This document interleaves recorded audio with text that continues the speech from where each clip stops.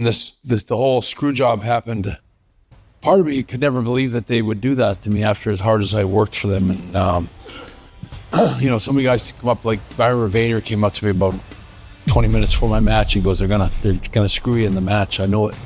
He knew what Vince McMahon really was beneath the surface, and Bret Hart tried desperately to warn everyone in the World Wrestling Federation locker room before it all came crashing down in the most spectacular and destructive way imaginable. In 2024, corporate boards at the newly formed TKO Group Holdings started systematically treating Vince McMahon like a toxic liability, instead of celebrating him as the legendary architect who built the modern wrestling empire from absolutely nothing. The brand that he personally constructed over 4 decades of relentless work began methodically erasing him from its carefully crafted corporate identity. Decades upon decades of being universally called a genius promoter and visionary businessman vanished almost overnight when the cascade of horrific scandals broke wide open and became impossible to ignore or cleverly spin away. The publicly traded company that once proudly constructed its entire corporate persona and highly successful television product around his Mr. McMahon heel character suddenly and definitively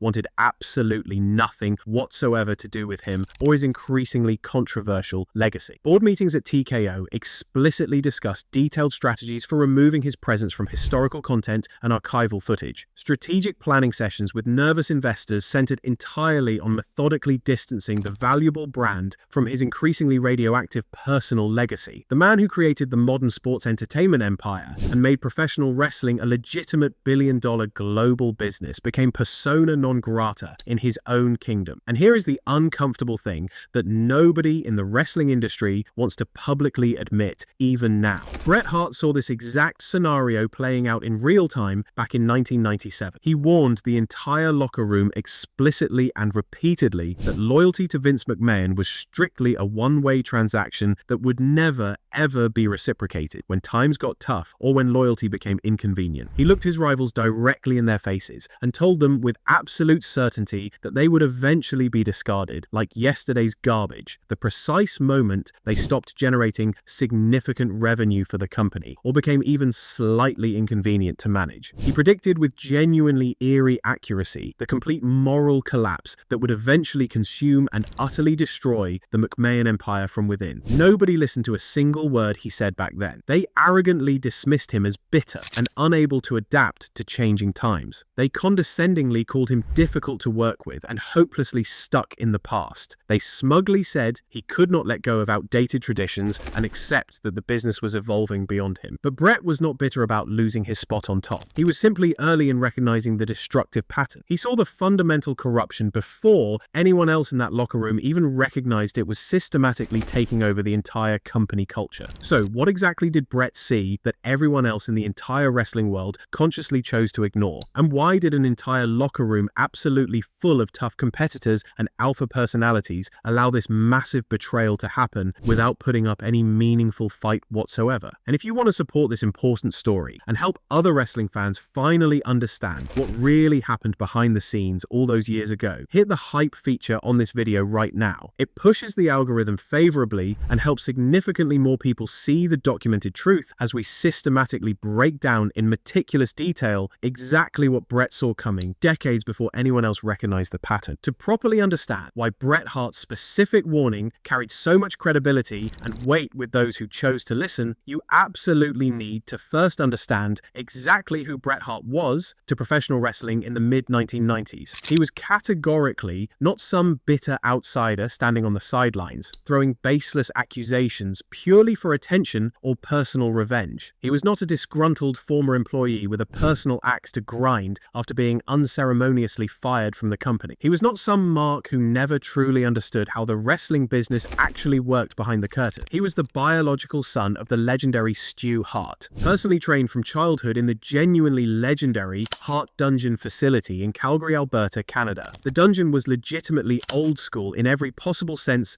of that often overused phrase. It systematically taught absolute respect for the wrestling business above absolutely everything else in your entire life. life. It relentlessly drilled into every single student the critical importance of maintaining strict professionalism even when cameras were not rolling and nobody outside the business was watching your behavior. It emphasized protecting the business and faithfully maintaining kayfabe as sacred duties that could never be violated under any circumstances whatsoever. Bret grew up completely immersed in a very specific world where your handshake genuinely meant something permanent and binding, where signed contracts were universally treated as sacred bonds that could never be broken without completely destroying your reputation forever in the industry, and where betraying another performer was universally considered the absolute worst sin you could possibly commit within the tight fraternity. By 1996, Bret was objectively not just another talented wrestler on the roster competing desperately for limited television time. He was the reigning WWF champion and the company's single most reliable main event star who could legitimately draw money across multiple international markets. He was clean-cut and family-friendly enough to confidently represent the brand in mainstream media appearances without embarrassment. He was technically brilliant and genuinely innovative in the ring and could consistently have outstanding, critically acclaimed matches with literally anyone on the card, regardless of their personal style or limitations. He was absolutely beloved in Canada, where he was genuinely treated as a legitimate national hero, on par with beloved hockey players. He was massively over and genuinely popular in Europe, where technical scientific wrestling was culturally appreciated far more than anywhere else in the world. He represented everything that was traditional and honorable about professional wrestling as an art form: integrity over convenient shortcuts, genuine hard work over manipulative political games and backstage maneuvering. Doing business the right way, even when cutting corners, might have been significantly easier and more immediately profitable. In an industry that was absolutely full of massive fragile egos and toxically destructive backstage politics, Bret Hart was universally viewed as the safe choice, the reliable guy you could confidently trust with your most important main event spot, the proven performer who would never embarrass the company on a controversial talk show or break his contractual promises when a financially better offer inevitably came along from a competitor. That hard-earned reputation for reliability and personal honor made what happened next even more viscerally devastating and genuinely shocking to everyone who personally witnessed it unfold. In 1996, the World Wrestling Federation found itself in genuinely serious financial trouble for the first time in well over a decade of consistent market dominance. World Championship Wrestling, backed by seemingly unlimited Turner Broadcasting money and corporate resources, was systematically raiding WWF talent by aggressively offering guaranteed multi-year contracts the struggling promotion simply could not afford to match financially. WCW was decisively dominating television ratings every single Monday night, with the revolutionary New World Order angle that successfully captured genuine mainstream media attention beyond wrestling fans. The NWO storyline featuring Hulk Hogan, shockingly cast as a villain, was genuinely revolutionary and felt fresh compared to the increasingly stale WWF product. Meanwhile, the WWF television product increasingly felt outdated and predictable to a rapidly growing number of fans who were actively changing the channel to watch the competition. The company was actively cancelling expensive house shows all across North America because disappointing ticket sales could not economically justify the substantial travel and production costs involved. Internal financial memos circulated discussing cutting costs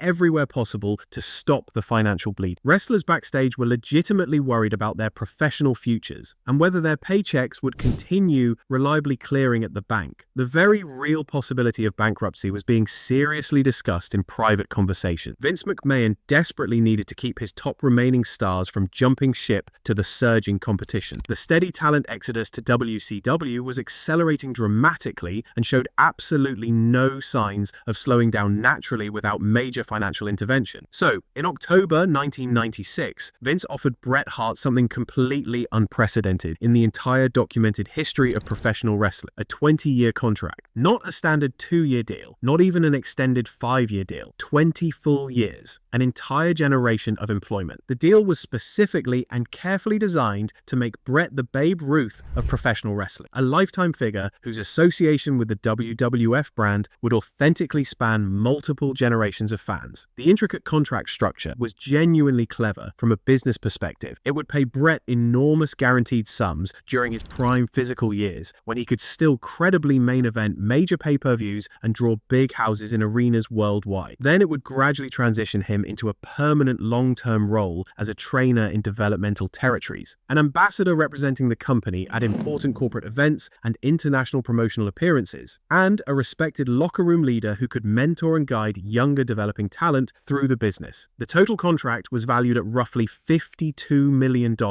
spread strategically across 2 full decades. It was an absolutely enormous financial commitment that clearly demonstrated how much Vince supposedly genuinely valued Bret as a cornerstone of the company's future. But Bret Hart had another very real and extremely lucrative option on the table that he was seriously considering as a legitimate alternative. WCW had officially offered him a guaranteed 3-year deal at $9 million total. That worked out to significantly more money per year than the front-loaded WWF deal if you carefully calculated the annual average specifically during the active wrestling phase. But the WCW offer provided absolutely no long-term security beyond those initial 3 years. No contractual promises whatsoever about what would happen when his body inevitably could no longer handle the extreme physical demands of main event wrestling. No guarantees about transitioning into backstage roles or ongoing employment after retirement. Bret faced a genuinely difficult choice that would define the entire rest of his professional life and personal legacy. Immediate money right now versus long-term security forever. Short-term wealth versus generational stability. The notoriously cutthroat political environment of WCW versus the supposed close-knit family atmosphere of the WWF. After extensive soul-searching and consultation, Bret chose the WWF. He consciously chose stability and loyalty over immediate cash. He deliberately chose what he genuinely believed was a family relationship rather than just a cold business transaction. He trusted Vince completely when Vince looked him directly in the eye and sincerely said this was a permanent partnership that would authentically last forever. That Bret would retire many years from now as a proud WWF lifer and eventually be universally remembered as the face of the company for an entire important era of wrestling history. That monumental decision, made in complete good faith and with absolute trust in Vince's word, would come back to haunt Bret in ways he could never have possibly imagined in his worst nightmares. Less than 1 calendar year later, in the autumn of 1997, Vince McMahon walked into a private backstage meeting with Bret Hart and told him something that fundamentally shattered their relationship forever. He said he could not honor the 20-year deal they had ceremoniously signed together just months earlier. He claimed the company was teetering dangerously on the verge of complete bankruptcy and catastrophic financial collapse. He insisted he had developed severe buyer's remorse about the massive long-term financial commitment. He essentially told Bret directly to immediately start finding work somewhere else because the WWF could no longer afford to keep him on the roster at that salary level. But here is what made this betrayal so calculated and fundamentally dishonest. This was provably not a case of genuine financial hardship, forcing an unavoidable difficult decision under duress. The company's overall financial outlook was actually improving noticeably and measurably by late 1997. The Attitude Era was beginning to organically take shape with Stone Cold Steve Austin rapidly emerging as a genuine megastar. Austin was connecting powerfully with audiences in ways that felt authentic and fresh and new. Television ratings were starting to recover steadily from their historically lowest points. Merchandise revenue was increasing week by week as the product found new energy. The product was finding its creative footing under new direction. This transparently was not about corporate survival at all. This was an intentional and carefully calculated breach of contract designed to serve Vince's immediate interests. It was a cynical corporate maneuver specifically designed to escape a long-term financial obligation that Vince had unilaterally decided was inconvenient and regrettable. The underlying strategy was manipulative but effective in achieving its goal. Make the working situation uncomfortable enough that Bret would voluntarily want to leave. Make him personally carry the full burden and social awkwardness of finding a new employer while under contract. Frame the departure as a mutual decision rather than what it actually was, which was a unilateral abandonment of promises made barely 12 months earlier without cause. The destructive pattern that would define everything moving forward for the next 3 decades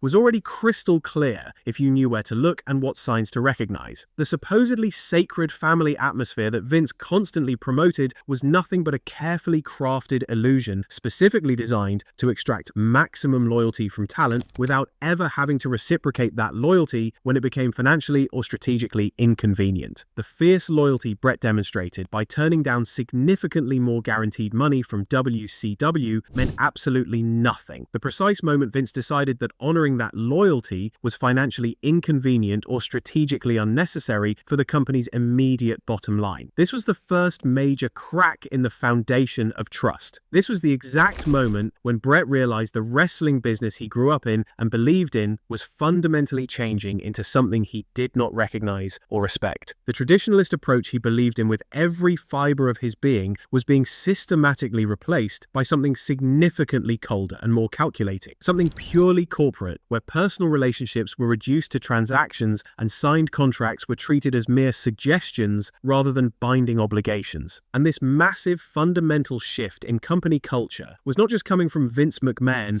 personally making isolated bad decisions. It was being actively driven and dramatically accelerated by a new political faction inside the company that was completely rewriting all the unwritten rules of backstage politics and power dynamics. The Clique was a backstage political faction primarily led by Shawn Michaels and Triple H, with Kevin Nash, Scott Hall, and Sean Waltman rounding out the core membership. They introduced a completely new and toxic level of political maneuvering to the WWF locker room environment that had never existed before. Before the Clique gained significant influence over booking and creative decisions, most wrestlers followed an unspoken code of professional conduct that maintained order. You worked cooperatively with management on finishes and storylines. You protected each other physically in the ring to prevent injuries. You respected the established hierarchy based on legitimate drawing power and tenure with the company. The Clique systematically changed that entire culture almost overnight through aggressive political manipulation. They aggressively used their personal relationships with Vince McMahon and powerful backstage officials like Pat Patterson to directly influence booking decisions entirely in their favor. They consistently prioritized generating short-term shock value over protecting the long-term drawing power and credibility of the entire roster. They made the locker room feel cutthroat and political instead of collaborative and professional. Wrestlers who were not part of the inner circle found themselves struggling to get meaningful television time or storylines that could elevate their careers. The Clique would openly mock and belittle other performers backstage, creating a toxic atmosphere that destroyed morale. Bret Hart saw this cultural shift as a fundamental betrayal of what professional wrestling was supposed to represent at its core. He viewed them as cancer destroying the business from within. Triple H became a particular target of Bret's increasingly vocal criticism over the years. Bret later called Triple H a phony and a slimeball who achieved his elevated status through manipulation and political games, rather than genuine merit or legitimate drawing power in the territory system. He suggested that Triple H's eventual marriage to Stephanie McMahon was the ultimate consolidation of unearned power gained through backstage politics rather than in ring excellence or paying legitimate dues. The marriage essentially guaranteed Triple H would never be fired regardless of his performance or behavior. In early 1997, the simmering tension between Bret Hart and the Clique reached a genuine breaking point during a European tour. The company was performing in Germany, a market where Bret was exceptionally popular and drew tremendous houses consistently for years. Just 1 week before his historic WrestleMania 13 match against Stone Cold Steve Austin that would become legendary, management suddenly wanted Bret to lose cleanly and decisively to Triple H in the middle of the ring with no protection. Bret immediately refused the finish. He recognized it as a deliberate attempt to damage his credibility and diminish his drawing power right before a major pay-per-view match that the entire WrestleMania card was strategically built around. The timing was too suspicious to be coincidental. He forced Vince McMahon to change the finish to protect his character. This specific incident highlighted the growing philosophical divide, splitting the locker room into opposing camps. Bret believed in preserving the integrity and credibility of all performers, so they remained valuable assets who could draw money long-term for everyone's benefit. The Clique believed in advancing their own inner circle at any cost and chasing shock value no matter the damage to others on the roster or the long-term health of the business. This is where Bret Hart's warning became completely explicit and impossible to ignore or misinterpret for anyone paying attention. He did not just complain privately to close friends backstage or vent years later in shoot interviews after retirement. He went directly to the specific people who were actively benefiting from the new political system that was destroying the traditional culture. He warned Shawn Michaels and Triple H repeatedly and explicitly that their current favor with Vince McMahon was purely temporary arbitrary and entirely transactional in nature. He told them bluntly they were being used as disposable tools to generate revenue for the company. He said with absolute certainty that the precise moment they stopped being profitable or useful to the brand, Vince would discard them without a second thought or any hesitation whatsoever. Bret used a specific and memorable analogy that perfectly captured the disposable nature of the relationship. He said Vince McMahon would treat them exactly like a used piece of Kleenex, something you grab desperately when you need it for a specific purpose, then throw away carelessly in the trash without a second thought once it has served its immediate function. The warning was not just about hurt personal feelings or wounded pride. It was about identifying a fundamental systemic problem in how the company operated at its core that would eventually destroy everyone. Bret saw clearly that Vince carefully cultivated an atmosphere of family and loyalty, specifically to extract maximum sacrifice from his wrestlers. Performers would sacrifice their bodies, their health, their families, and lucrative outside opportunities because they genuinely believed in the bond and the supposed family relationship Vince promoted. But that bond was entirely one-sided and completely transactional from management's perspective. Vince McMahon's primary loyalty was always to the survival and profitability of the brand above all else. Contractual obligations and moral commitments would always be considered secondary to immediate financial performance and quarterly earnings reports for shareholders. Bret pointed to clear historical precedent to support his warning. He noted that Vince had shown little genuine sentimentality when systematically phasing out older legends or performers who were past their physical prime earning years. Everyone's career had a definite expiration date in management's eyes, regardless of their tenure or past contributions to building the company into what it became. The almighty dollar was the only constant factor that truly mattered in every single decision, and what was about to happen in Montreal would prove Bret Hart's warning in the most brutal and public way possible. By November 1997, Bret Hart had signed a lucrative $3 million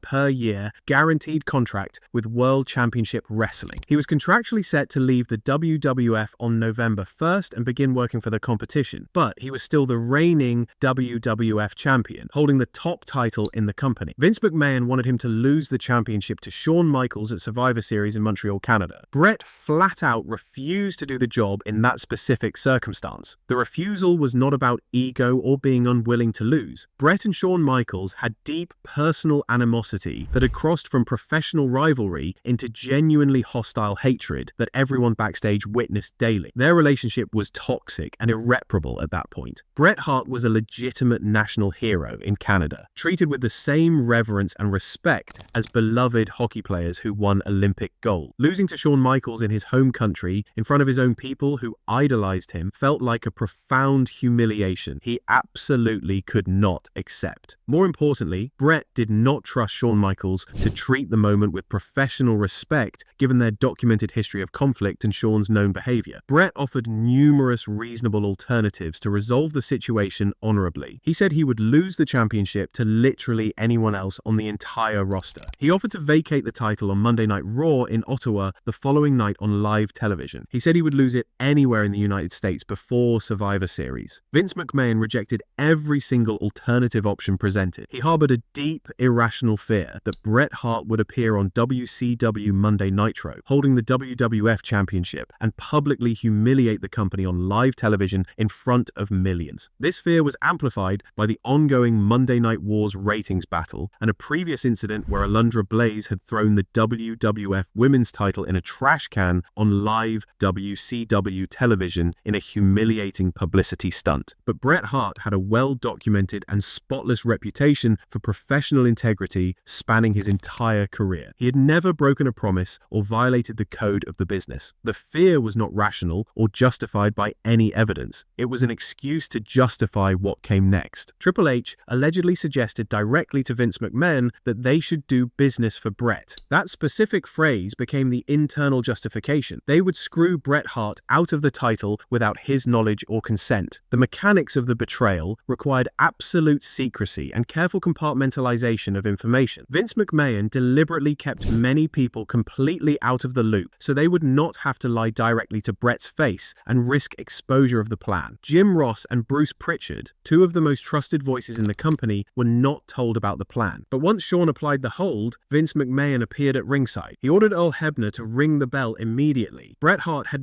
not tapped out. Bret had not submitted. Bret had not given up. The bell rang anyway. Shawn Michaels was declared the new WWF champion. The crowd was confused and then outraged when they realized what happened. Bret spit directly in Vince McMahon's face at ringside. He violently smashed television monitors in fury. He spelled out the letters WCW in the air with his finger as a message. Later, in the dressing room, Bret confronted Vince McMahon and knocked him out cold with a devastating punch that left the chairman with a visible black eye that he wore for weeks. The Montreal Screwjob was not a spontaneous decision made in the heat of the moment. It was a carefully premeditated act of corporate betrayal, directed against an employee who was still working in complete good faith under his existing contract. And it validated absolutely everything Bret Hart had warned about. The immediate reaction in the WWF locker room was widespread shock and genuine outrage from nearly everyone. Many wrestlers immediately recognized that if someone with Bret Hart's stature and tenure could be betrayed so publicly and brutally, then nobody was truly safe from similar treatment. This was a genuinely rare moment when collective action and solidarity might have fundamentally changed the balance of power between talent and management forever. But the critical moment passed without meaningful action. Only one person actually followed through on principles. Mick Foley, known as Mankind at the time, refused to show up for Monday Night Raw in Ottawa the next night. He sat alone in a Montreal hotel room, disgusted and heartbroken by the profound disrespect shown to Bret Hart, a man he respected enormously as both a performer and a person. Foley's protest was an act of pure principle and moral courage, but it was tragically short-lived because of the reality of his situation. His wife reminded him that refusing to work was a direct breach of his contract. If he stayed home in protest, he would be legally prevented from earning a living anywhere else in the wrestling world for 5 full years due to strict non-compete clauses. With a young family to support, Foley reluctantly returned to work. He later said that one really is the loneliest number. The profound isolation of being the only person willing to stand on principle in a fundamentally unethical system. The Undertaker, viewed as the conscience of the locker room, also tried to force some measure of accountability. He physically made Vince McMahon confront Bret Hart face-to-face in the dressing room after the incident, essentially threatening Vince if he did not. But ultimately, The Undertaker stayed with the company and continued working despite his disgust. Bret Hart's warning was completely ignored in 1997 because people desperately wanted to believe in the comfortable illusion that Vince promoted through careful image management. They wanted to think Vince was a misunderstood genius making tough but necessary decisions for the greater good, that the wrestling business inherently required morally questionable choices to succeed commercially. That loyalty to the company meant blindly accepting whatever management decided was best for business. But loyalty is not supposed to flow in only one direction like water downhill. Integrity in keeping your word is not supposed to be viewed as a competitive weakness or naive traditionalism. No amount of profit or commercial success justifies systematically treating people as disposable assets to be used and discarded. Bret Hart stood firmly for the revolutionary idea that wrestling could be wildly successful and commercially dominant, while also being honorable and ethical in its treatment of performers. That you did not have to lie and betray and destroy people to win in business or entertainment. That respecting your talent and keeping your contractual promises was not just morally right, but also genuinely sustainable for building long-term success that lasted. The fact that it took nearly 3 full decades for the rest of the world to finally see what Bret saw clearly in 1997 does not make him wrong about anything he said. It simply makes him early in recognizing the destructive pattern before it became undeniable. And now, as professional wrestling moves forward under new leadership and a completely new corporate structure, free from the McMahon influence, Bret Hart's integrity and principles remain a powerful model for how the business should operate moving forward into the future. The brand can rebuild itself on genuine respect instead of fear and intimidation. Fans can actively demand real accountability from companies instead of passively accepting exploitation as normal industry practice. Wrestlers can collectively insist that contracts mean something legally binding instead of being used and discarded discarded when convenient for management. The future does not have to mindlessly repeat the mistakes of the past that destroyed so many lives and careers. Truth matters more than short-term profit margins. Loyalty should flow in both directions equally between employer and employee. And Bret Hart's warning, finally heard and understood after decades of being dismissed, can guide the entire industry toward building something genuinely better that honors both the performers and the fans. The lessons learned from Montreal and its aftermath are clear. Treating people with dignity and honoring commitments is not weakness. It is the foundation of sustainable success. The McMahon era proved that ruthlessness might generate short-term profits, but it eventually collapses under the weight of its own corruption. Bret Hart offered a different path, a path where success and integrity coexist, where loyalty is mutual, where promises mean something. That path was rejected in 1997, but it remains available now. So, if you found this story valuable and enlightening, hit the like button, subscribe for more deep wrestling history, and let us know in the comments section what other warnings were ignored in professional wrestling over the decades. Share this video with other wrestling fans who need to understand what really happened and why it matters for the future of the industry and the performers who risk everything to give everything to us. Because the truth always comes out eventually, no matter how long it takes or how deeply it gets buried by corporate spin and revisionist history and carefully managed public relations campaigns. And Bret Hart was right all along about everything he warned us about.